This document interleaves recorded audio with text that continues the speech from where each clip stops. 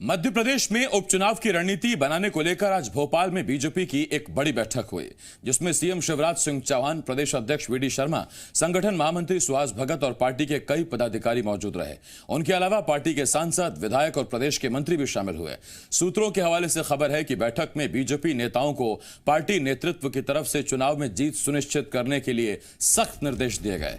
सूत्रों के हवाले से खबर है कि नेताओं को पुरानी बातें भूलकर चुनावी मैदान में उतरने को कहा गया। साथ ही यह भी दी गई कि केवल नामधारी होने और माला पहनने से काम नहीं चलेगा, क्योंकि जलवा और रुतबा तभी तक है जब तक सरकार है। इसीलिए लोगों के बीच जाकर उनसे मेल मिलाप बढ़ाएं। साथ ही कांग्रेस के घोटाले भी जनता तक पहुंचाने के लिए नेताओं को कहा गया। बैठक में सभी 27 सीटों पर जीत को ही लक्ष्य मानकर चुनाव मैदान में उतरने की हिदायत भी नेताओं को दी गई है।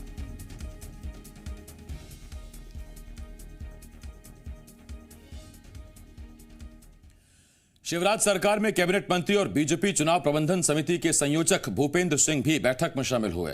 उनके मुताबिक बैठक में सांसद, विधायकों को चुनाव क्षेत्र की जिम्मेदारी दी गई है। साथ ही यह तय हुआ कि अन्य क्षेत्रों में रहने वाले बीजेपी नेताओं और कार्यकर्ताओं की ड्यूटी भी उपचुनाव क्षेत्र में लगाई जाएगी। भूपेंद्र सिंह साहब हमारे साथ मौजूद है। एक लंबी बैठक चली है, बड़ी रणनीतियां तैयार हुई है। सर, इस बैठक के नतीजे क्या रहे? अब क्या जमीन पर उतरने की तैयारी?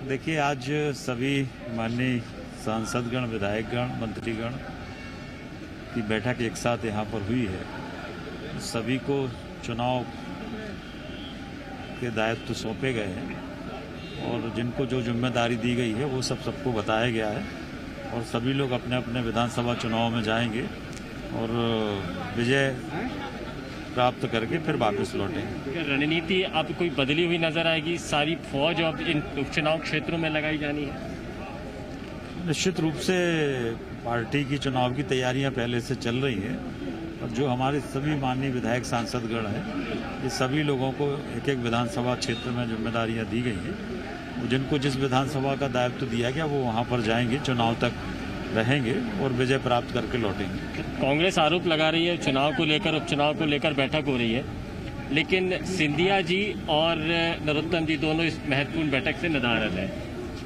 देखिए, आज की ये कामकाजी बैठक थी।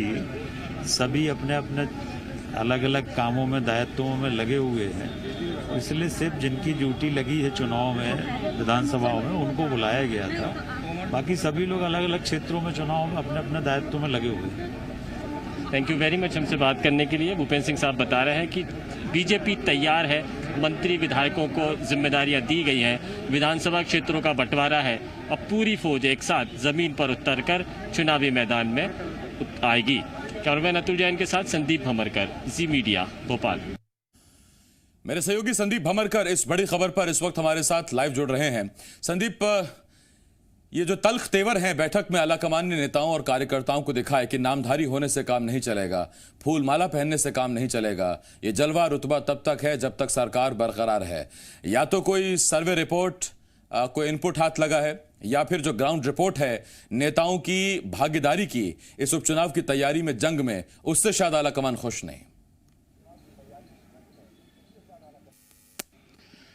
देखिए, बीजेपी हो या कांग्रेस, ये इस बात को जानते हैं कि ये चुनाव काफ़ी अहम है। 27 सीटों पर उपचुनाव ज़रूर हो रहे हैं, लेकिन उपचुनाव के नतीजे ये बता देंगे कि सरकार किसकी बनेगी। जिसके पक्ष में ज़्यादा विधायक होंगे उसकी सरकार होगी, यानी कांग्रेस की सरकार एक बार फिर से लौट सकती है और बीजेपी की जा भी सकती है अगर पर्याप्त सीटें नहीं हासिल हो पाई तो।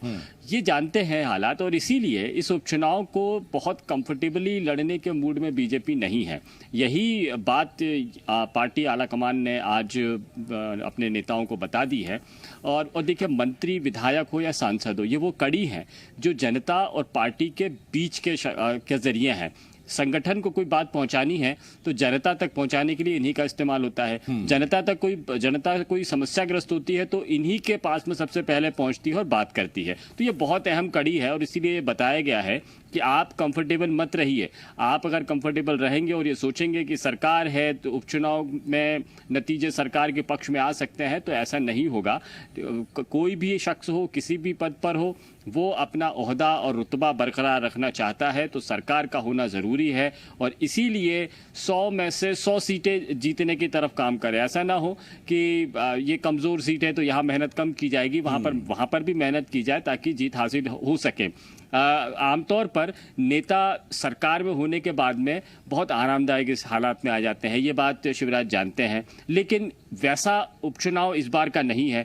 ये उपचुनाव सरकार बनाने बिगाड़ने का खेल कर सकता है। तो नेताओं को एक तरह से सक्रिय करना और आगाह करना कि सरकार जाने वाली स्थितियां भी इस वक्त में मौजूद हैं, और इसीलिए आपको मुस्तैदी के साथ में काम करना पड़ेगा। केवल आपको पद मिल गया है तो आप घर बैठ जाएंगे या केवल दौरा करके फौरी तौर पर आ जाएंगे, ऐसा नहीं चलेगा। गांव में जाइए, चौपाल लगाइए, पारिवारिक माहौल बनाइए, ताल्लुकात बढ़ाइए, ताकि आपकी बातों पर यकीन किया जाए और जनता का वोट आपके ऊपर एक बार हासिल हो।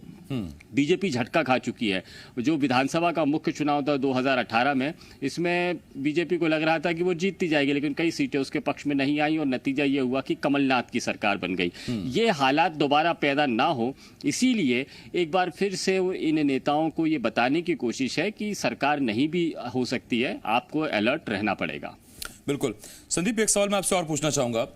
रसोड़े में शिवराज भी थे, रसोड़े में वीडी शर्मा भी थे, सुहास भगत भी थे, लेकिन दो लोग नहीं थे, नरोत्तम मिश्रा नहीं थे और साथ में ज्योतिरादित्य सिंधिया नहीं थे। और चूंकि अब रसोड़ा बड़ा हो गया है, बहुत लोग उसमें और शामिल हो गए हैं, एक ये भी ताकीद की जा रही, हिदायत दी जा रही कि पुरानी सारी चीजें भूल जाइए।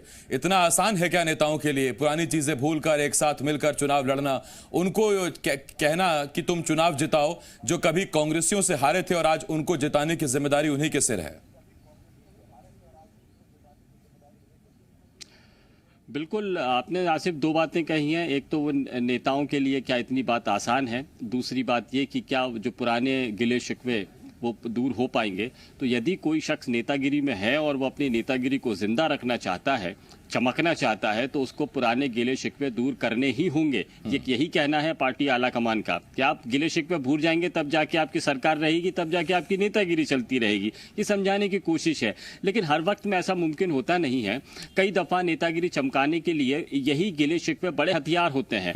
मसलन आप देखिए, किसी बड़े नेता का विरोध किया जाए तो वो नेता अचानक से चमकने लगता है। वो भले ही जीत हासिल ना कर पाए, लेकिन उसके बराबर का शख्स जरूर नजर आ जाता है। तो कई दफा यही गिले शिकवे होते हैं, ये नेतागिरी चमकाने का जरिया बनते हैं। अब यदि यही गिले शिकवे खत्म कर दिए जाएंगे तो नेतागिरी चमकेगी कैसे? ये ग्वालियर चंबल इलाके की जो खास समस्या है वो यही है कि यहाँ पर बीजेपी सिंधिया के विरोध के कारण ही खड़ी हुई है। जो लोग सिंधिया को चाहते नहीं हैं वो बीजेपी में आ जाते हैं, क्योंकि अगर कांग्रेस में वो रहते सिंधिया के रहते हुए तो सिंधिया के अलावा किसी और नेता की इस इलाके में चलती नहीं थी। तो ऐसे में बीजेपी के वो नेता जो सिंधिया विरोध की वजह से ही नेता बन पाए हैं, उनके लिए बहुत मुश्किल वक्त है। और ऐसे में गिले शिकवे किस तरह से भुला पाएगी पार्टी, इस नए फॉर्मूले पर कैसे काम करेगी, कौन सी तरकीब लगाएगी, कौन से बहाने बनाएगी, क्या सत्ता का लालच इसी तरह से दिखाया जाएगा और उनको ये कहा जाएगा कि दुश्मनी भूलकर गले में हाथ डालकर आप घूमिए। ये इतना आसान है नहीं लगता है।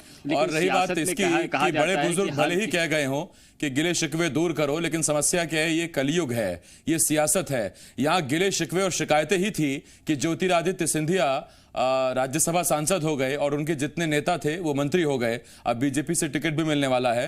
ये गिले शिकवे शिकायत अगर कमलनाथ से ना रखी होती तो ना सरकार बदलती। मध्य प्रदेश बहुत बेहतर उदाहरण है। संदीप, आप बने रहिए मेरे साथ, मैं लौट रहा हूं आपके पास। उधर भोपाल में चुनावी रणनीति को लेकर हुई बीजेपी की बैठक में ज्योतिरादित्य सिंधिया और नरोत्तम मिश्रा नदारद रहे, जिसको लेकर अब सियासत तेज हो गई है। कांग्रेस ने जहां सिंधिया और नरोत्तम मिश्रा की गैर मौजूदगी को बीजेपी में सत्ता का संघर्ष बताया है, वहीं बीजेपी ने आरोपों को बेबुनियाद करार दिया है। बीजेपी का दावा है कि दोनों नेता पार्टी के काम में लगे हुए हैं।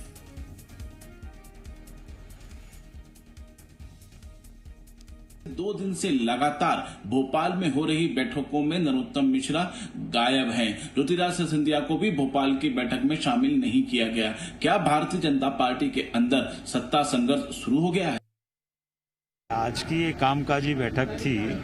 सभी अपने अपने अलग अलग कामों में, दायित्वों में लगे हुए हैं, इसलिए सिर्फ जिनकी ड्यूटी लगी है चुनाव में, विधानसभाओं में, उनको बुलाया गया था।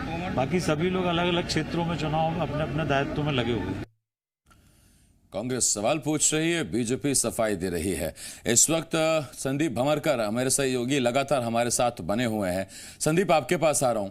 संदीप, जब हेडक्वार्टर में पूरी फौज मौजूद है तो ये दो बड़े नेता, इन पर ऐसी कौन सी जिम्मेदारी है, ऐसे कौन से सर्जिकल स्ट्राइक की गोपनीय बैठक इनकी अलग चल रही है कि आला कमान के, हाई कमान के इस बुलावे पर सभी लोग आए लेकिन ये दो बड़े नेता नहीं आए?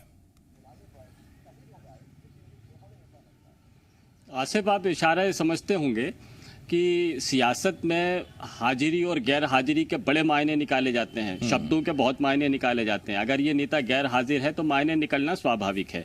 अब इतनी बड़ी बैठक है कि जो चुनाव में उम्मीदवार हो सकते हैं, मसलन हरदीप सिंह डंग, प्रद्युम्न सिंह तोमर, इमरती देवी जैसे नेता अपना चुनाव क्षेत्र छोड़कर अभी इस वक्त में भोपाल में, दूर दराज भोपाल में पहुंचे हैं, देर रात सफर करके पहुंचे हैं और मीटिंग में शामिल हुए हैं, रणनीतियों में शामिल हुए हैं और उन्होंने अपनी बातें सुनी। अगर ये इतनी महत्वपूर्ण बैठक थी तो फिर सिंधिया सांसद होने के नाते क्यों नहीं आए? नरोत्तम मिश्रा मंत्री और विधायक दोनों हैं, वो क्यों नहीं आए? और ये दोनों वो लोग हैं जो ऑपरेशन लोटस के वक्त से ही केंद्र बिंदु में थे। नरोत्तम मिश्रा को एक बड़ा अहम किरदार समझा जा रहा था इस पूरे मसले में, और जब लेकिन आप पिछले दिनों की कुछ गतिविधियां देखिए तो संदीप, आपकी आवाज कट रही है। बहुत शुक्रिया इस तमाम जानकारी के लिए, हमारे साथ जुड़ने के लिए। संदीप भमरकर, जी मीडिया संवाददाता, इस वक्त इस बड़ी खबर पर हमारे साथ जुड़े हुए थे, लगातार जानकारी दे रहे थे। और आप ये देखिए कि सरकार बनाने में ऑपरेशन लोटस की जो भूमिका थी और उसमें नरोत्तम मिश्रा की जो भूमिका थी वो किसी से छिपी नहीं है। लेकिन नरोत्तम मिश्रा पार्टी की अहम बैठक से गायब हैं। वो ग्वालियर चंबल में 3 दिन के मेगा शो में भी नहीं थे। ज्योतिरादित्य सिंधिया आज इस बैठक में नहीं थे। हालांकि सिंधिया समर्थक जो चुनाव लड़ने वाले हैं वो जरूर हैं। दो नेताओं की गैर मौजूदगी क्या इत्तेफाकन एक साथ इत्तेफाक है या फिर कहानी कुछ और है, जिस तरफ कांग्रेस इशारा कर रही है? ऐसे बहुत से सवाल हैं जिनके जवाब जनता जानना चाहती है। मैं आगे बढ़ता हूं और अब आपको अगली खबर बताते हैं। चुनावी माहौल के बीच सांस्कृतिक कार्यक्रम के जरिए जन समर्थन जुटाना भी शुरू हो गया है। इसी कड़ी में इंदौर में बीजेपी की तरफ से कलश यात्रा निकाली जा रही है, लेकिन इस यात्रा में सोशल डिस्टेंसिंग की जमकर धज्जियां उड़ाई गई। दरअसल कोरोना काल के दौरान सांवेर विधानसभा में 5 सितंबर से 9 सितंबर के बीच कलश यात्रा निकाली जा रही है, जिसमें विधानसभा क्षेत्र के हर गांव से हजारों की तादाद में महिलाएं शामिल हो रही हैं। खास बात यह है कि इस दौरान ना तो लोग मास्क पहन रहे हैं और ना ही सोशल डिस्टेंसिंग का ख्याल रखा जा रहा है। आपको बता दें कि इंदौर में कोरोना के 14,000 से ज्यादा मामले सामने आ चुके हैं, जबकि 418 से ज्यादा लोगों की अब तक मौत हो चुकी है। जब गाइडलाइंस उल्लंघन की बात बीजेपी नेताओं से की गई तो उन्होंने पहले तो यही इनकार कर दिया कि ये कार्यक्रम बीजेपी की तरफ से नहीं है और कह दिया कि सोशल डिस्टेंसिंग और मास्क का इस्तेमाल हो रहा है, जबकि तस्वीरें आपके सामने हैं। बीजेपी सांवेर उपचुनाव की तैयारियों में जोरों से जुटी हुई है और अब बीजेपी चुनावी कलश यात्रा में जुटी हुई है। तस्वीरें देख ली है, इंदौर के सांवेर विधानसभा क्षेत्र के गांव की ये तस्वीरें हैं। यहाँ पर बीजेपी ने घोषणा की है कि 179 गाँव में छिपरा और नर्मदा का जल लाया जाएगा। यही वजह है कि अब यहाँ से बीजेपी को उपचुनाव लड़ना है और तैयारियां जोरों पर है। हजारों की तादाद में महिलाएं यहाँ पर जो कलश लिए हुए सड़कों पर है। कोरोना महामारी इंदौर में कहर बरप रही है और 14,000 से ज़्यादा मामले आ गए। बावजूद इसके सोशल डिस्टेंसिंग जो कहा जाता है उसकी तस्वीरें आप साफ तौर पर देख ली, कितना पालन हो रहा है, किसने मास्क लगा रखे हैं। चुनाव है और बीजेपी के जिला अध्यक्ष राजेश सोनकर मेरे साथ मौजूद है। यात्रा निकाली जा रही है, कब से कब तक निकाली जाएगी? सबसे पहले मैं आपको ये बताना चाहूँगा कि ये चुनावी रैली नहीं है, चुनावी कार्यक्रम भी नहीं है। मां नर्मदा और छिपरा का आगमन सांवेर विधानसभा क्षेत्र में हुआ है और इस बात का उत्साह है कि मां नर्मदा छिपरा जो हमारे गाँव तक, हमारे घरों तक, हमारे खेतों तक पहुँचे, ये सपना हमारी कई पीढ़ियों ने देखा था। हर जगह हमने कब तक निकालेंगे? 5 तारीख से 9 तारीख तक ये सभी जगह हमारी कलश यात्रा है। मां नर्मदा के अभिनंदन के लिए, उनके स्वागत के लिए। फिलहाल जैसी तस्वीरें यहाँ आप देख रहे हैं वैसी ही पूरी विधानसभा में सांवेर में निकाली जा रही हैं और ये कलश यात्रा है। और देखिए तमाम तस्वीरें देख लीजिए। पीछे कुछ जो महिलाएं हैं उनसे भी जानूंगा जो कलश यात्रा में इस समय शामिल हुई हैं। ये तस्वीरें देखिए आप, ये तस्वीरें बेहद अहम है। सांवेर क्षेत्र की ये तमाम ये महिलाएं हैं जो कलश लिए हुए रैली में आई हैं। डर नहीं लग रहा है? कोरोना इतना ज्यादा है, बिना मास्क के आ गए यहाँ पे भीड़ में। नहीं लग रहा हमको, डर नहीं, हमको डर नहीं लग रहा ना, डर कितनी नहीं लग रहा हमको। यहाँ पर हजारों की तादाद में महिलाएं, इंदौर में कोरोना का कहर बरप रहा है। 418 लोगों की कोरोना के चलते मौत हो गई है। महिलाएं हैं वो बिना मास्क लिए, बिना सोशल डिस्टेंसिंग का पालन किए यहाँ इकट्ठा हुई है और साफ तौर पर चुनावी तैयारी बीजेपी की। लेकिन क्या सवाल यही खड़े हो रहे हैं, क्या कोरोना को दावत दी जा रही है चुनाव के चक्कर में? कैमरामैन दीपक कुमार के साथ प्रमोद शर्मा, जी मीडिया, सांवेर। इंदौर के सांवेर विधानसभा क्षेत्र में बीजेपी की कलश यात्रा पर कांग्रेस ने हमला किया है। के मिश्रा ने कहा कि बीजेपी कोरोना संक्रमण फैला रही है। उन्होंने कहा कि कलश यात्रा की अनुमति किसने दी? कहा कि प्रशासन कांग्रेस पर कार्रवाई कर रही है। बीजेपी 2000 महिलाओं को इकट्ठा करके कलश यात्रा निकाल रही है, उन पर कार्रवाई नहीं हो रही है।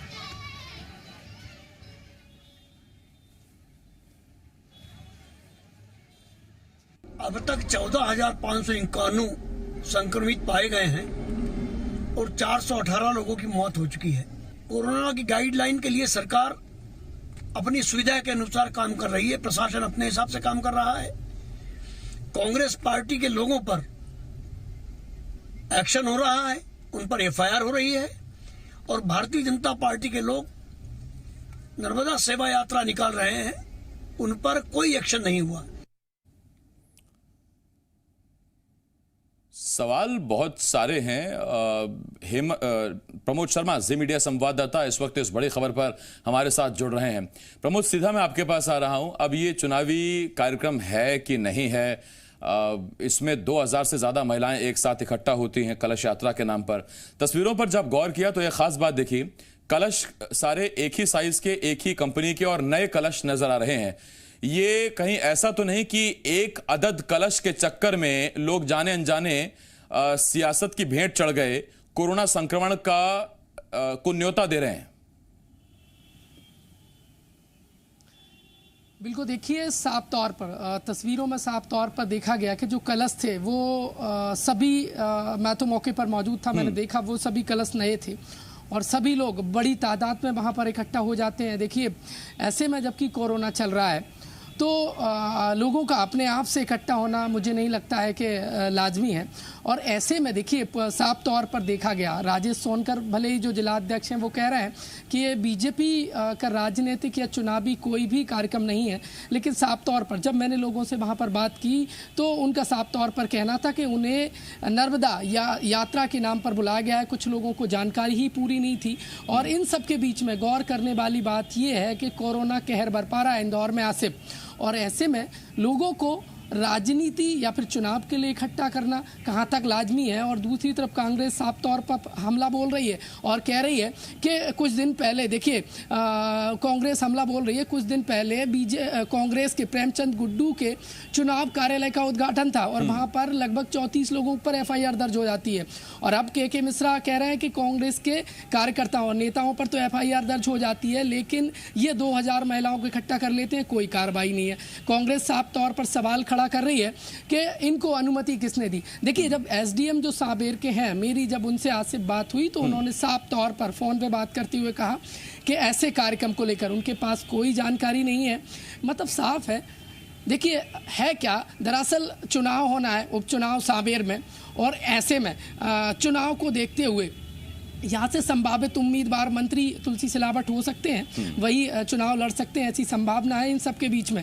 देखिए 179 सांवेर के वो गांव हैं जहां पर छिप्रा और नर्मदा का पानी अब बीजेपी लाने वाली है। एक बड़ी ऐसे चुनाव को देखते हुए एक बड़ी हम कहें तो वहां पर सौगात देखी जा रही है और जल्दी इसका उसमें सबसे बड़ा सवाल प्रमोद यही है कि 179 गाँव में नर्मदा और छिप्रा का पानी पहुंच रहा है। ये बहुत अच्छा है, बहुत सुकून की बात है, लेकिन क्या इस बिना कलश यात्रा के पानी नहीं पहुंचेगा? क्या कलश यात्रा नहीं निकलेगी तो सरकार पानी नहीं पहुंचाएगी? एक सवाल। और दूसरा सवाल ये कि जब होली, दिवाली, ईद जैसे बड़े त्योहार लोगों को घरों में मनाने के लिए कहा गया, तो फिर नर्मदा क्षिप्रा का पानी अगर घर पहुंच रहा है तो वहीं उसकी पूजा की जा सकती है, उसका वहीं अपने घर में ही उसका पूजन किया जा सकता है। इतनी बड़ी रैली जिसे बीजेपी ये कह रही है कि ये बीजेपी की रैली नहीं। प्रमोद, जब आप वो वहां पर मौजूद थे और जब आप कैमरे के मुखातिब थे, आपके पीछे एक दिलचस्प तस्वीर थी, बीजेपी के कार्यकर्ता वहां खड़ी महिलाओं के गले में भगवा पट्टा पहना रहे थे। तो बीजेपी का कार्यक्रम नहीं है, ऐसा भी उनका दावा है। खैर, बहुत शुक्रिया इस तमाम जानकारी के लिए। इस वक्त प्रमोद शर्मा, जी मीडिया संवाददाता, इंदौर से हमारे साथ जुड़े हुए थे। सावेर की रैली हमने आपको दिखाई और इस भीड़ को देखकर आप अंदाजा लगाइए, क्या ऐसे रुकेगा कोरोना, क्या ऐसे थमेगा कोरोना। एक छोटे से ब्रेक के लिए हमें रुकना होगा। ब्रेक के बाद भी तमाम बड़ी खबरें जल्द लौट रहे हैं।